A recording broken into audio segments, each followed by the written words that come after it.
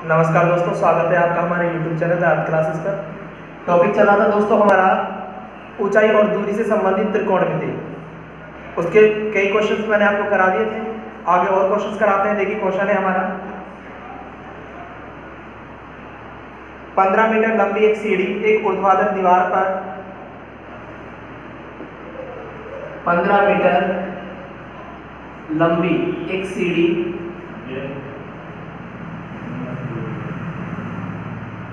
एक ऊर्ध्वाधर दीवार के शिखर पर एक ऊर्ध्वाधर दीवार के शिखर पर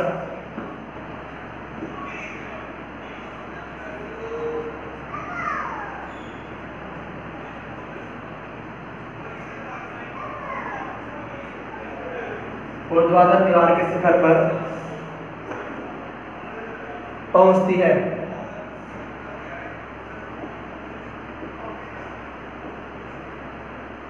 यदि सीढ़ी दीवार के साथ यदि सीढ़ी दीवार के साथ 60 डिग्री का कोण बनाती है, 60 डिग्री का कोण बनाती है, तो दीवार की ऊंचाई ज्ञात करो। तो बनाती है तो दीवार की ऊंचाई ज्ञात करो।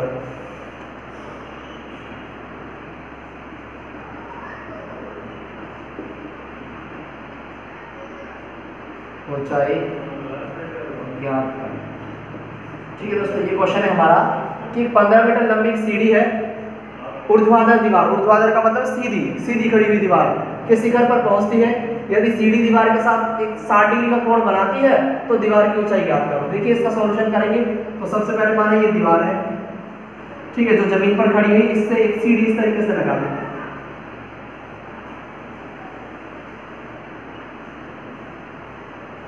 एक सीढ़ी इस तरीके से लगा दें। इस सीढ़ी की लंबाई कितनी है? 15 मीटर। कितनी है? 15 मीटर। ये दीवार के साथ, ध्यान रखना, दीवार ये है, इस दीवार के साथ यहाँ पर कितने डिग्री का कोण बनाती है? 60 डिग्री का कोण बनाती है। ठीक है, तो मीनार, इस दीवार की ऊंचाई ज्ञात करनी है h। ठीक है, तो देखिए A, B और C, तो हमें सीढ़ी की लंबाई दे रखी है 90 डिग्री के सामने वाली सीढ़ी क्या हो गई? हमारी कर्ण हो गई। ठीक है, अब देखिए मैंने आपको बताया था कोण जिस भुजा पर बनता है वो आधार होती है, तो इसका मतलब 60 डिग्री इस वाली भुजा पर बन रहा है, तो ये तो आधार हो जाएगा और ये क्या हो जाएगी? ऊंचाई हो जाएगी। ठीक है, यानी इसका क्या हो जाएगा? लंब हो जाएगा, आधार और लंब। अब हमें इस दीवार की ऊंचाई ज्ञात करनी है, तो यहाँ पर थोड़ा सा ध्यान देना होगा कि थीटा किस भुजा पर बना हुआ है, उसी के अनुसार हम क्या लगाएंगे? फलन लगाएंगे। ठीक है, तो देखिए हमें किसका संबंध है, ये हमारा कर्ण हो गया और ये हमारा क्या हो गया? आधार। ठीक है, तो कर्ण और आधार किसमें संबंध होता है? देखो लाल बटे कक्का। आधार और कर्ण का संबंध होता है किसमें? कोस थीटा में। किसमें होता है? कोस। तो देखिए मैं आपसे कह रहा हूं, माना दीवार की ऊंचाई कितनी है? h मीटर है। कितनी मीटर है? h। ठीक है, अब देखो हमें एक कर्ण दे रखा है और एक क्या दे रखा है? आधार। इस समय ये आधार है क्योंकि कोण इस पर बना हुआ है। ठीक है, तो ए भी आधार हो जाएगा और BC क्या हो जाएगा? लंब हो जाएगा। ठीक है, तो इस तरीके से तो कौन सा थीटा लगेगा? Cos theta. आधार और कर्ण का संबंध, आधार और कर्ण का संबंध किसमें होता है? कोस थीटा में। कोस थीटा बराबर आधार बटा कर्ण। ठीक है, तो कोस थीटा का मान कितना है? 60 डिग्री। कोस थीटा बराबर 60 डिग्री। आधार कितने का है? h का, और कर्ण कितने का है? 15 का। अब देखिए 60 में कोस 60 का मान कितना होता है? 1/2। कितना होता है? 1/2। तो यहाँ पर मैं 1/2 रखूंगा, h बटे कितना हो जाएगा? 15। इसको इससे क्या कर देंगे? मल्टीप्लाई। तो कितना हो जाएगा? 2h। 2h बराबर कितना आ जाएगा हमारा? 2h बराबर आ जाएगा 15 और h बराबर हो जाएगा 15/2 मीटर। ये भी हो सकता है, या h बराबर हो जाएगा 7.5 मीटर आंसर। ठीक है, तो इस तरीके से हमारी दीवार की ऊंचाई कितनी आ जाएगी? 7.5 मीटर दीवार की ऊंचाई आ जाएगी। ठीक है दोस्तों, तो आगे बढ़ते हैं इस तरीके से। एक और क्वेश्चन भी कर सकते हैं। बात समझ में आ गई होगी आप लोगों को। अब नेक्स्ट क्वेश्चन देखिए।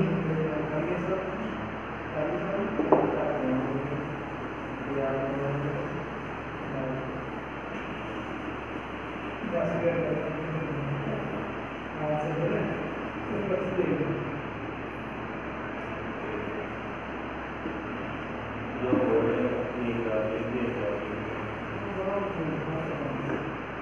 क्वेश्चन है 10 मीटर ऊंची मीनार के शिखर से पृथ्वी पर एक बिंदु का अवनमन कोण 30 डिग्री है। देखिए 10 मीटर ऊंची मीनार के शिखर से 10 मीटर ऊंची मीनार है, उसके शिखर से पृथ्वी पर एक बिंदु का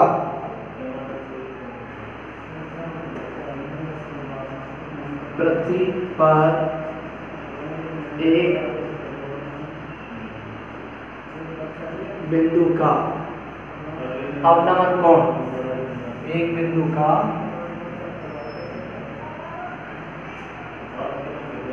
अवनमन कोण 30 डिग्री है। तो मीनार की आधार से दूरी ज्ञात करो। बिंदु की कोण 30 डिग्री है, तो मीनार के आधार से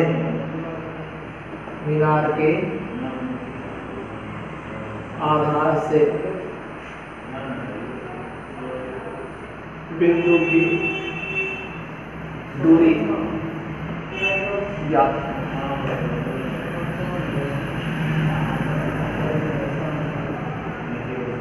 देखिए दोस्तों, एक 10 मीटर ऊंची मीनार है, ठीक है।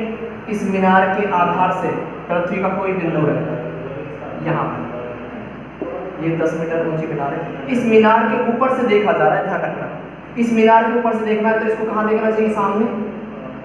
सामने देखना चाहिए। लेकिन ये सामने ना देखकर कहाँ पर देख रहा है? इस बिंदु को देख रहा है, यहाँ देख रहा है। तो कैसा कोण बन गया? अवनमन बन गया ना अवनमन। देखिए मीनार के शिखर से, ये मीनार है, इस मीनार के शिखर से कोई पृथ्वी पर कोई बिंदु है, जैसे ये माना मैंने ए और ये माना मैंने बी, माना वो बिंदु क्या है? सी है। अब बिंदु ए से बिंदु सी को देखना चाह रहा है।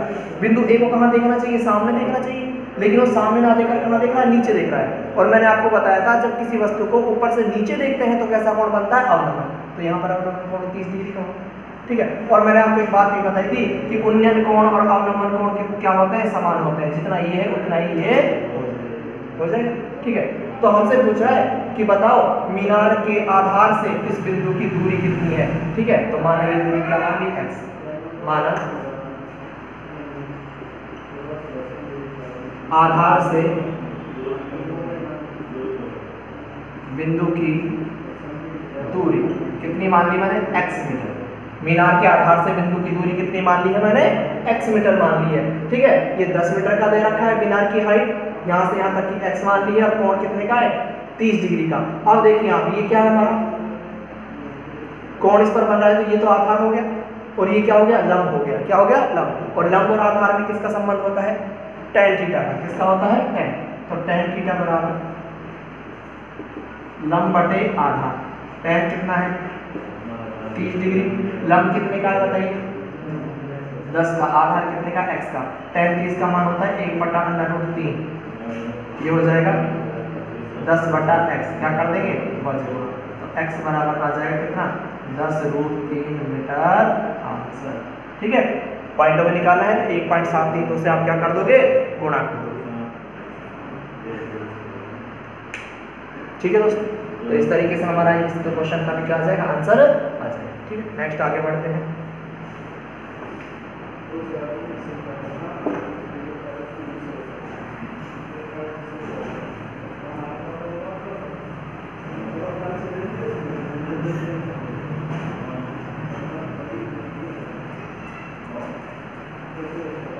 अगला क्वेश्चन है हमारा, एक नदी के ऊपर एक पुल के तट के साथ 45 डिग्री का कोण बनाता है। एक नदी के ऊपर, क्वेश्चन है, एक नदी के ऊपर एक पुल नदी के तट के साथ, तट का मतलब है किनारा, ठीक है। नदी के तट के साथ 45 डिग्री का कोण बनाता है।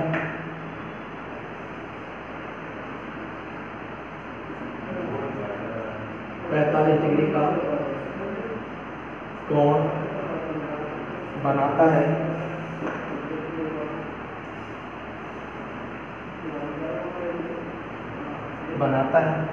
यदि नदी के ऊपर पुल की लंबाई यदि नदी के ऊपर पुल की लंबाई 150 मीटर है। पुल की लंबाई कितनी है? 150 मीटर है। तो नदी की चौड़ाई याद करो है, तो नदी की चौड़ाई याद करो।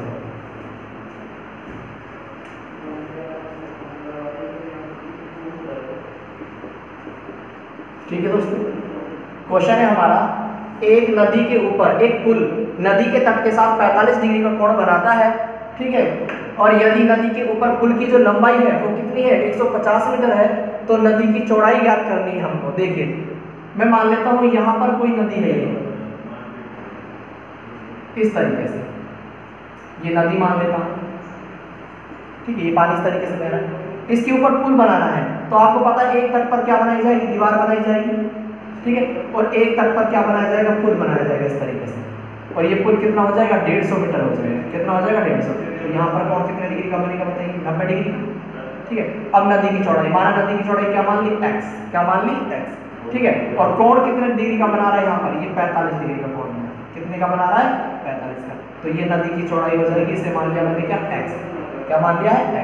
बात समझ में आ रही होगी दोस्तों, ठीक है। देखिए और थोड़ा ठीक बना देते हैं।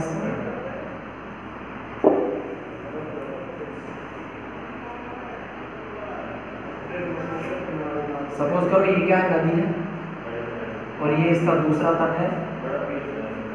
यहाँ पर एक पुल बनाया गया इस तरीके से, और ये कोण कितने डिग्री का बना रहा है? 45। ये होगी हमारी नदी, और ये नदी पर जो पुल बन रहा है वो कितना है? 150 मीटर है, ठीक है। तो नदी की चौड़ाई याद करनी है। माना नदी की चौड़ाई क्या मान लेंगे? x मीटर, क्या मान लेंगे?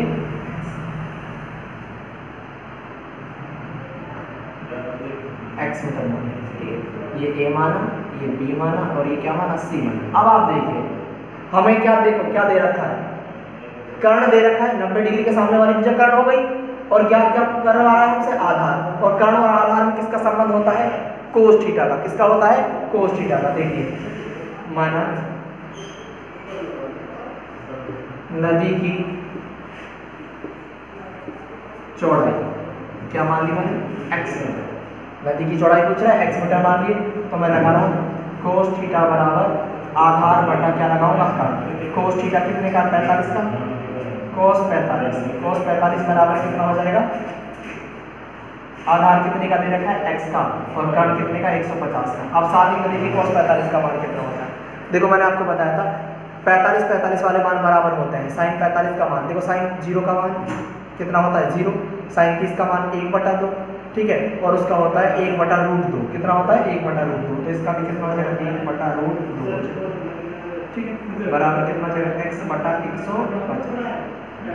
साइन के मान याद करिए कि साइन के मानों में मैंने आपको क्या लिखवाया था कि 0 का मान 0 डिग्री, 30 का मान 1/2, ठीक है, 45 का मान 1/√2, 60 का मान √3/2, और 90 का मान कितना होता है? 1 होता है, ठीक है। तो इस तरीके से cos 45 और sin 45 के मान आपस में क्या होते हैं? सारणी में बराबर होते हैं, ठीक है। तो आप देखिए इसका मान हो जाएगा ये, क्या कर देंगे? 5।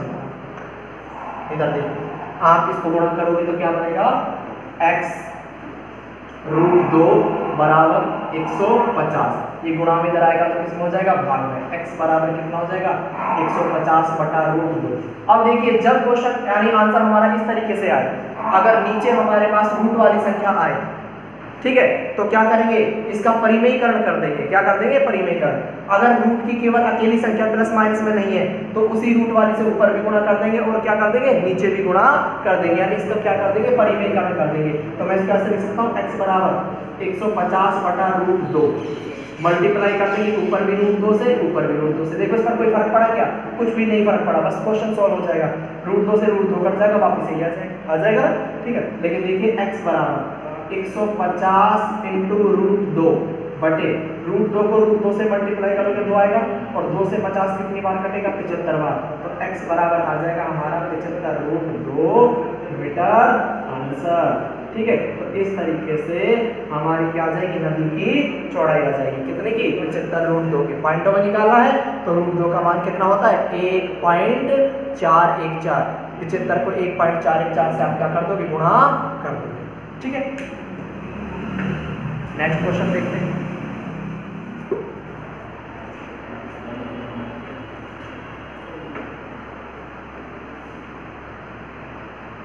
अगला क्वेश्चन है,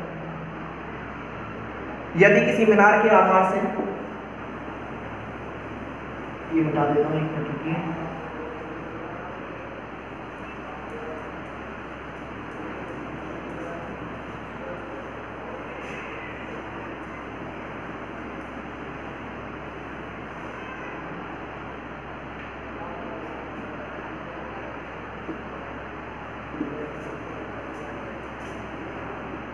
क्वेश्चन है हमारा कि यदि किसी मीनार के आधार से A तथा B दूरी पर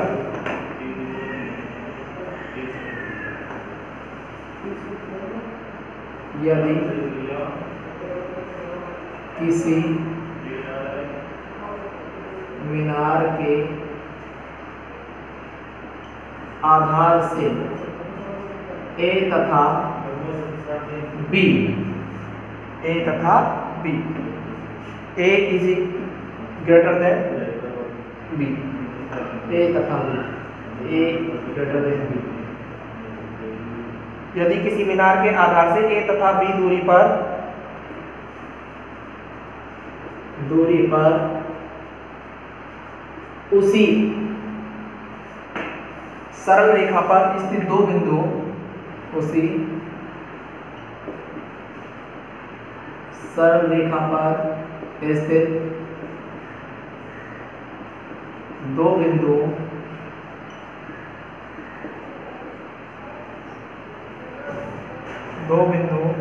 से मीनार के शिखर के उन्नयन कोण, दो बिंदुओं से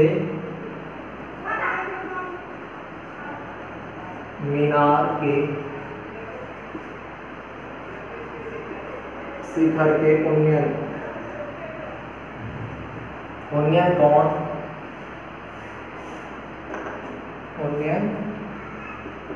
कोण क्रमशः 30 डिग्री और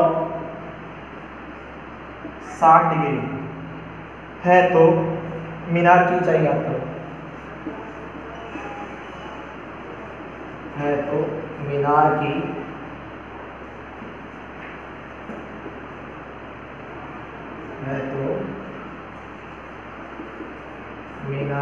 ऊंचाई ज्ञात करो। ठीक है दोस्तों, ये क्वेश्चन है, बहुत अच्छा क्वेश्चन है, ध्यान रखिएगा। यदि किसी मीनार के आधार से A तथा B दूरी पर, A दूरी पर और B दूरी पर दो बिंदु इस प्रकार स्थित है, एक सरल रेखा में स्थित है, और उन बिंदुओं से मीनार के शिखर के कोण कितने आते हैं? 30 डिग्री और 60 डिग्री आते हैं, तो मीनार की ऊंचाई ज्ञात कीजिए। देखिए, सबसे पहले हम एक बनाते हैं मीनार। ये हमारी मीनार है, एक सीधी रेखा ही है, इस पर दो बिंदु है, एक बिंदु ये रहा और एक बिंदु ये रहा। अब देखिए, इसको मान लेता हूं A और इसे मान लेता हूं B। ठीक है, अब आपको पता है एक बिंदु ये वाला कोण इससे बनाएगा और एक बिंदु से ये वाला कोण इस तरीके से बनाएगा। ठीक है, दो कोण बन गए। अब हमें दे रखा है A is greater than B, इसका मतलब है मीनार के आधार से दूरी A ज्यादा है और B क्या है? कम है। तो कम दूरी है ये C मान लिया, ये D मान लिया, तो कम दूरी ये है, इसे तो मान लेंगे B, और ये ज्यादा दूरी है, इसे क्या मान लेंगे? A। क्या मान लेंगे? A। अब बात करते हैं कोण की। आपको पता है मीनार से जितना दूर जाएंगे कोण का मान उतना ही कम होता चला जाएगा। जितना मैं दूर जाऊंगा कम होता चला जाएगा, और जितना मीनार के नजदीक आऊंगा कोण बढ़ता चला जाएगा। देखो, धीरे धीरे मीनार के नजदीक आओगे तो मीनार का कोण एक दिन कैसा हो जाएगा? 90 डिग्री का हो जाएगा, और आप दूर जाओगे तो कोण कितने डिग्री का, यानी धीरे धीरे क्या होता चला जाएगा? कम होता चला जाएगा। इसका मतलब बड़ा कोण कहाँ आएगा? आगे, और छोटा कोण कहाँ आएगा? पीछे। तो छोटा कोण कितना है? 30 डिग्री का, तो यहाँ आ जाएगा, और किसका? 60 डिग्री का मान यहाँ पर। ठीक है, तो इस तरीके से अब मीनार की ऊंचाई ज्ञात करनी है, वो मान ली मैंने क्या? H को। तो माना मीनार की ऊंचाई क्या मान लिए? h metre. अब देखिए इस h का मान निकालना है। अब सबसे पहले ये देखिए हमारे पास यहाँ पर दो त्रिभुज है, ठीक है, दो समकोण त्रिभुज है, एक तो हो गया ए बी सी और एक हो गया ए बी और डी, ठीक है। तो दो त्रिभुज ले लेते हैं। नंबर 1 त्रिभुज ए बी और सी में देखो ये लंब है और ये क्या है? आधा, tan 60। tan 60 हो गया। tan 60 का मान क्या है? लंब, लंब कितने का है? h का, और आधार कितने का? b का। आधार कितने का है? tan 60 का मान √3 होता है, ये हो जाएगा h/b। इसके नीचे एक मान का क्या कर देंगे? बजमा, तो h बराबर आ जाएगा b√3। समीकरण कौन सी हो जाएगी? b रूट कौन सी हो जाएगा? h का मान समीकरण 1 में आया है b√3, ठीक है। इस तरीके से ध्यान से देखिए, मैं पहले त्रिभुज ले रहा हूं ए बी और सी। त्रिभुज ए बी सी में ये क्या हो गया? आधार, ये क्या हो गया? लंब, और लंब और आधार में किसका संबंध होता है? tan का। तो सीधा लिख रहा हूं tan 60 बराबर लंब बटे आधार, ठीक है। tan 60 का मान होता है √3 h/b। इसके नीचे एक मान का क्या कर देंगे? वज्र गुणा, तो h का मान आ जाएगा b√3 मीटर। इसी प्रकार आप देखिए कौन सा त्रिभुज लेंगे हम? अब हम त्रिभुज लेंगे त्रिभुज ए बी डी में, त्रिभुज ए बी और डी में tan कितने का लगेगा? 30 का। इसमें भी ये लंब है और ये क्या है? आधार। tan 30 डिग्री बराबर लंब कितने का? h का, आधार कितने का? a का। इसका मान होता है 1/√3। tan 30 का मान सरल कितना होता है? 1/√3 h/4 कितना हो जाएगा? a। क्या कर देंगे? वज्र गुणा, इसको h√3 बराबर कितना हो जाएगा? a, और h बराबर हो जाएगा a/√3। ये समीकरण कौन सा हो जाएगा? 2। देखो दोनों समीकरणों में किसका मान है? h का मान है। किसका मान है? h का। तो समीकरण 1 और 2 को क्या करते हैं? गुणा। समीकरण 1 व 2 को गुणा करने कर दीजिए, h इधर गुणा हो जाएंगे, h गुणा h बराबर इधर क्या आ रहा था?